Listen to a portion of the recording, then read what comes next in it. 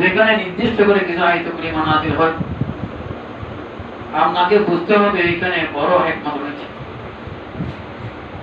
আমি যখন আপনার দিকে তাকান, আপনার পরিবারের দিকে তাকান, আপনার সন্তান দিকে তাকান, আপনি একটা চিন্তা করুন তাদের সঙ্গে কানেকশনটা কিরকম।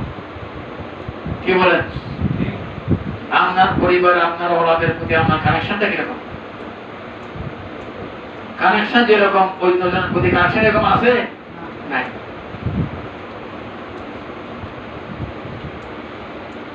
তাহলে আমরা এখানে সহজভাবে বুঝতে হবে আমার রাসূল সাল্লাল্লাহু আলাইহি ওয়াসাল্লামের আওলাদের মধ্যে একটা নিসবতি আওলাদ, এটা নসবী আওলাদ।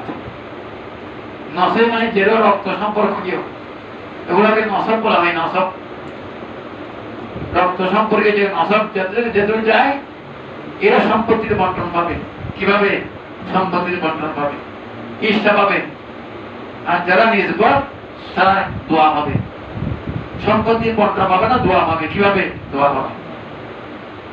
যেমন দরবার সঙ্গে যারা সংশ্লিষ্ট তারা রুহানি ওয়ালাদ, তারা কিভাবে? দোয়া পাবে। তাদেরকে দোয়ার মালিক বানিয়েছেন আমি। কার উসিলাই? নবীর উসিলাই। বলে বলুন সুবহানাল্লাহ। তাহলে আমার রাসূল সাল্লাল্লাহু আলাইহি ওয়াসাল্লাম এমন একটা কথা বলে গিয়েছেন যেটা কোরআনের দলিল হয়েছে। এই ছাড়া আরো আল্লাহ পাক এমনভাবে বুঝেছেন যদি তারা আপনাকে ভালোবাসতে চায়, তারা যেন আপনি যাকে ভালোবাসেন তাদেরকে যেন ভালোবাসে। সুবহানাল্লাহ।